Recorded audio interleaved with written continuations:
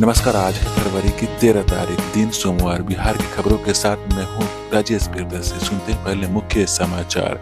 हिमाचल प्रदेश के राज्यपाल राजेंद्र विश्वनाथ अर्लेकर को बिहार का नया गवर्नर बनाया गया। फागू चौहान को मेघालय का राज्यपाल बनाया गया। अभ्यर्थियों को अब बिहार लोक सेवा आयोग बीपीएससी की पीटी की परीक्षा बार बार नहीं देनी पड़ेगी। बीपीएससी आगे से कई मिलती जुलती परीक्षा के लिए संयुक्त कंबाइंड परीक्षा लेगा। और बिहार मौसम विभाग का अलर्ट, बिहार में अगले 24 से 48 घंटे के अंदर चलेगी तेज हवा। श्रोताओं, समाचार विस्तार से जानने से पहले आप कमेंट बॉक्स में लिख कर ये बताएं कि इस न्यूज बुलेटिन को आप किस जगह से सुन रहे हैं। अब समाचार विस्तार से।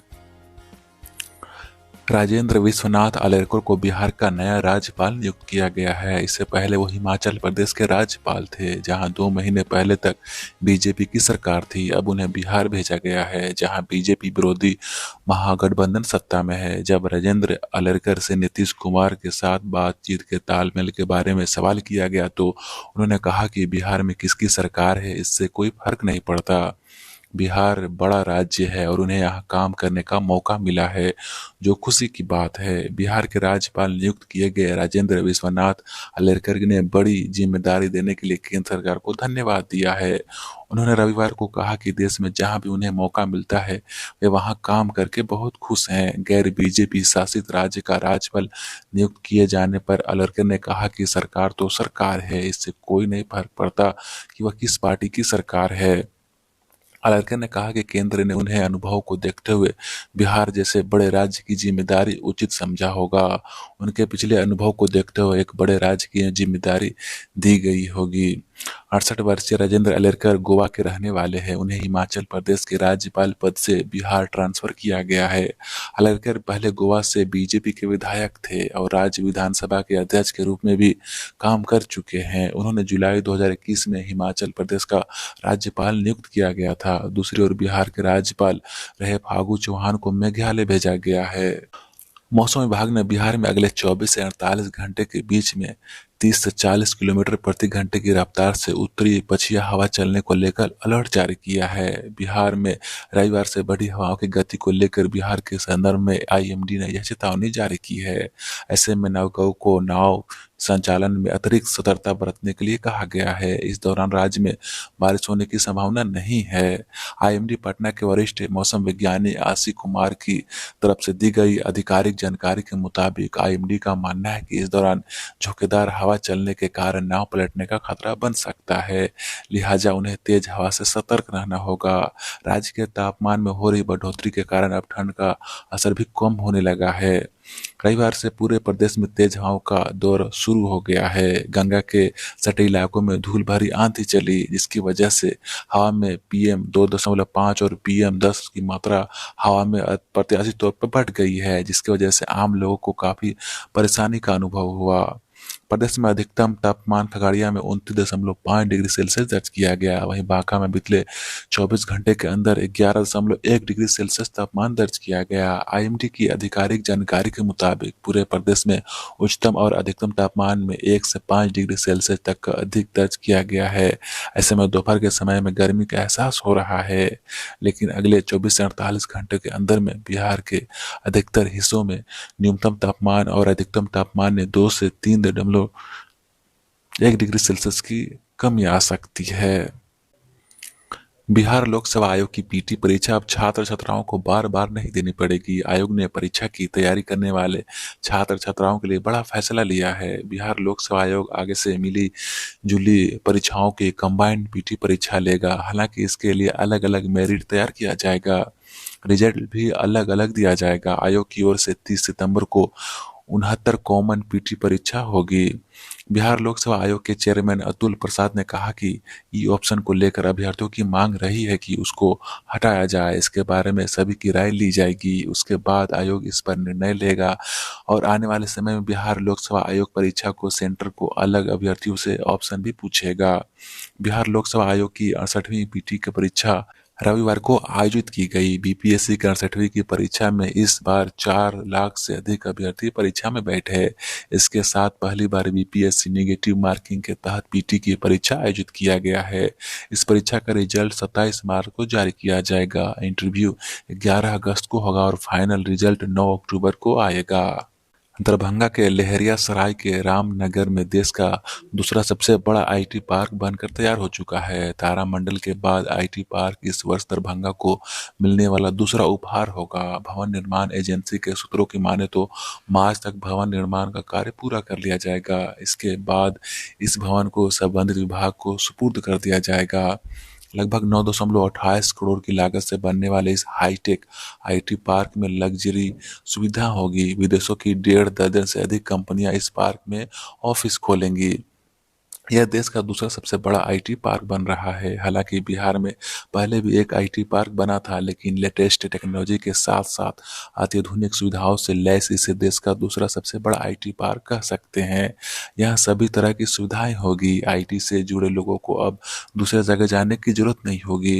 दरभंगा आईटी पार्क की स्थापना से मिथिला समेत पूरे बिहार के आईटी सेक्टर से जुड़े युवाओं को लाभ मिलेगा। यहाँ सॉफ्टवेयर इंजीनियरिंग के लिए सभी प्रकार की व्यवस्था की जा रही है। इससे खुलने से दरभंगा में ऐप डेवलपमेंट और साथ ही सॉफ्टवेयर आर्किटेक्ट इंजीनियरों को रोजगार की उम्मीद है। 2 मंजिला इस पार्क में फिलहाल करने के लिए 4 अधिकारियों को 3 cabin, 1 conference room, 2 guest room और 1 network operator centre, 1 UPSC, 1 panel एवं कई अलग अलग कैबिन बनाया गया है। दरभंगा में आईटी पार्क बनने से इससे जुड़े इंजीनियरिंगों को फायदा मिलेगा। अच्छी व्यवस्था के साथ साथ जॉब होम टाउन में उपलब्ध हो जाए तो इससे बड़ी खुशी क्या होगी। आईटी पार्क बनने के आसपास कई तरह के रोजगार भी पैदा होंगे। एनपीसी की साइट इंजीनियरिंग विजय सिंह ने बताया कि आईटी पार्क का निर्माण काफी तेजी से कराया जा रहा है। 31 मार्च तक विभाग को इसे सुपुर्द कर दिया जाएगा। बिहार के अरवल जिले में शनिवार रात्रि तिलक समारोह में भोजन खाने के बाद लगभग 100 लोग बीमार पड़ गए। फूड पॉइजनिंग का शिकार होने के बाद लोगों की उल्टी, दस्त, पेट दर्द की शिकायत हुई। मामला मेहंदिया थाना इलाके के बेलसार गांव का है। 72 लोगों का इलाज के लिए सामुदायिक स्वास्थ्य केंद्र में भर्ती कराया गया है। बाकी का घर में ही इलाज किया जा रहा है। जानकारी के अनुसार बेलसार निवासी सिद्धार्थ नाथ साव के बेटे का तिलक औरंगाबाद जिले के हंसपुरा थाना क्षेत्र के नरसन गांव में आया था। तिलक चढ़ाने के बाद खिलाने पिलाने का कार्यक्रम शुरू हुआ। इसमें तिलक चढ़ाने आए लोगों के साथ साथ स्थानीय लोगों ने भी भोजन का जमकर लुत्फ उठाया। तिलक चढ़ाने के बाद नरसन गांव के कुछ लोगों को छोड़कर अधिकतर लोग अपने गांव चले गए और ग्रामीण भी खाना पीना खाने के बाद अपने घर चले गए। घर पहुंचने के बाद 2-3 घंटे के बाद रात्रि में ही लोगों को पेट दर्द के साथ उल्टी, दस्त की शिकायत होने लगी। शुरू में तो लोग इसे सामान्य समझ रहे थे, लेकिन दस्त को देखते ही यह सिलसिला गांव के करीब दर्जनों लोगों के साथ शुरू हो गया। बिहार के महागठबंधन सरकार में हर दिन कुछ नया घटनाक्रम होने से सियासी हलचल मची हुई है। ताजा घमासान नीतीश कैबिनेट के विस्तार को लेकर है। कांग्रेस के नए मंत्री बनाने की मांग से मुख्यमंत्री नीतीश कुमार ने हाथ खड़े कर दिए। रोचक बात यह है कि उन्होंने इसका फैसला डिप्टी सीएम तेजस्वी यादव पर डाल दिया है। यानी कि नीतीश कुमार की कैबिनेट में किसे मंत्री बनाना है, अब यह उनके डिप्टी तेजस्वी यादव तय करेंगे। कांग्रेस के खेमे में भी संशय पैदा हो गया है कि ऐसी स्थिति में अब क्या किया जाए। वही सियासी जानकारी से सीएम नीतीश की चतुराई भरी चाल का हिस्सा मान रहे हैं। जो भी हो, लेकिन आम जनता के बीच यह सवाल है कि बिहार की गठबंधन सरकार में आखिर क्या चल रहा है। बिहार में 7 दलों का महागठबंधन है। कहने को तो सभी दल साथ मिलकर सरकार चला रहे हैं, लेकिन इनके नेताओं के बीच अलग अलग मुद्दों पर राय नहीं मिल रही है। आरजेडी और जेडीयू के बीच कई मुद्दों पर तनातनी हो चुकी है। इसमें रामचरित मानस पाठ और सुधाकर सिंह का मसला प्रमुख है। हिंदुस्तान अवाम मोर्चा के मुखिया जीतनराम मांझी लगातार शराबबंदी के मुद्दे पर नीतीश सरकार पर हमला बोल रहे हैं। इसी तरह वाम दल भी कानून व्यवस्था समेत अन्य मुद्दों पर सरकार के खिलाफ सवाल उठाने से चूक नहीं रहे हैं। अब कैबिनेट विस्तार को लेकर महागठबंधन में घमासान छिड़ गया है। कांग्रेस विधायकों की संख्या के आधार पर लंबे समय से 2 और मंत्री बनाने की मांग कर रहे हैं। बीते जनवरी महीने में सीएम नीतीश कुमार ने कांग्रेस से नए मंत्री बनाने की बात भी कही थी, मगर बाद में तेजस्वी यादव ने उसकी बात काट दी और कहा कि कांग्रेस की मांग पर कोई विचार नहीं हुआ है। फिलहाल राज्य में कैबिनेट का विस्तार नहीं होने वाला है। इसके बाद कांग्रेस ने कहा कि यह नीतीश कुमार की कैबिनेट है। तेजस्वी कौन होते हैं हैं। सीएम नीतीश कुमार यात्रा के बाद मंत्रिमंडल विस्तार का आश्वासन दिया है। अपने सीनियर ऑफिसर होमगार्ड डीजी शोभा अवधकर द्वारा प्रताड़ित किए जाने के बाद पब्लिक डोमेन में लाकर आईपीएस विकास वैभव वैधानिक रूप से मुश्किल में है। एक तरफ उनके खिलाफ विभाग सख्त है तो दूसरी ओर मुख्यमंत्री नीतीश कुमार ने भी विकास वैभव की ट्वीट करने पर आपत्ति जताई है। इन सब के बीच आईपीएस विकास वैभव के हौसले बुलंद हैं। शायद इसी वजह से मुख्यमंत्री नीतीश कुमार की नसीहत और विभाग की ओर से जारी 100 कॉज नोटिस के बाद भी उनका ट्वीट जारी है। विकास वैभव ने रविवार को भी फिर से ट्वीट किया और अपने इस इरादे को जाहिर कर दिया। विकास वैभव लगातार संस्कृत के श्लोक के सहारे अपनी बात कर रहे हैं। विकास वैभव उन्हीं श्लोकों का चयन कर रहे हैं जिनका ताल्लुक उनकी और उनके लेकर बिहार में उत्पन्न हालात से होता है। ताजा ट्वीट में विकास वैभव कई बातें लिखते हैं। इनका मतलब यह हुआ कि जिसके हृदय में दया है, जिसकी वाणी में सत्य है, जिसके कार्य में भी दूसरों के हित के लिए है, उसका काल यानी मृत्यु भी कुछ नहीं कर सकेगा। ऐसे व्यक्ति को मृत्यु भी भय नहीं है। इस ट्वीट के विकास वैभव ने परिस्थिति में भी विचलित या भयभीत नहीं होने का अपना इरादा जाहिर किया है। बिहार में सियासी यात्राओं के दौर में हिंदुस्तान अवाम मोर्चा के मुखिया जीतन मांझी ने भी अपनी यात्रा शुरू कर दी है। पूर्व सीएम मांझी ने रविवार को नवादा जिले के ककौल से गरीब संपर्क यात्रा की शुरुआत की। इस दौरान वे इशारों में मुख्यमंत्री नीतीश कुमार पर भी जमकर हमले किए। उन्होंने शराबबंदी कानून में संशोधन करने की मांग की तो अधिकारियों को भ्रष्ट बताया। बता दें कि सीएम नीतीश कुमार भी राज्य के समाधान यात्रा पर निकले हैं। इसके अलावा कांग्रेस की भारत जोड़ो यात्रा और चुनावी रणनीतिकार प्रशांत किशोर को जन सुराज यात्रा भी चल रही है। जब जीतन मांझी की यात्रा पर निकलने से सियासी महकमे में हलचल शुरू हो गई है। मांझी ने अपनी यात्रा की शुरुआत लोकनायक जयप्रकाश नारायण की कर्मभूमि रही कौल देवरा से रविवार को शुरू की। इस दौरान उनके साथ नीतीश कुमार में मंत्री एवं बेटे संतोष कुमार सुमन भी मौजूद रहे। मांझी और सुमन ने जेपी की प्रतिमा पर माल्यार्पण कर यात्रा की शुरुआत की। कटिहार के NH 31 पर कुर्सेला थाना क्षेत्र के कटियारा सिमरगच्छा पुलिस कैंप के पास हुए भीषण सड़क हादसे में स्कॉर्पियो गाड़ी में सवार 3 दोस्तों की मौत हो गई। रविवार अहले सुबह करीब 3 बजे की घटना है। तीनों बेगूसराय से दार्जिलिंग घूमने जा रहे थे। मृतकों में बेगूसराय जिला के रातनपुर निवासी स्वर्गीय सुष कुमार सिंह के पुत्र सौरभ गौतम 30 वर्षीय और अन्य लोग शामिल है।